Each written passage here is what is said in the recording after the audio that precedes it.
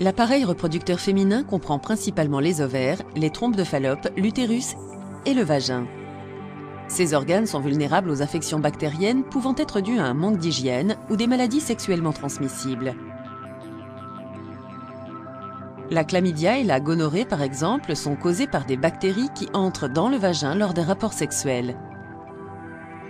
Ces bactéries se multiplient dans l'environnement chaud et humide du vagin, entraînant une inflammation, une douleur et des pertes vaginales. Si elles ne sont pas traitées, les infections vaginales bactériennes peuvent s'étendre à d'autres organes internes. Par exemple, les bactéries peuvent entrer dans l'utérus par le col.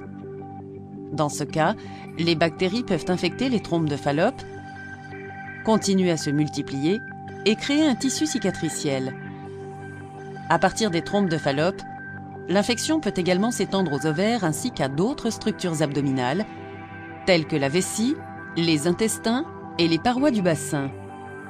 La maladie inflammatoire pelvienne ou MIP est le terme utilisé pour l'infection généralisée de l'intérieur de l'utérus, des trompes de Fallope et des ovaires.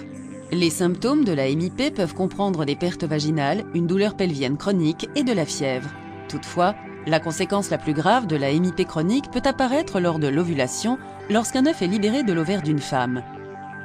Le tissu cicatriciel laissé par l'infection bactérienne peut entièrement boucher les trompes de Fallope, de telle sorte que l'œuf ne peut pas passer dans l'utérus.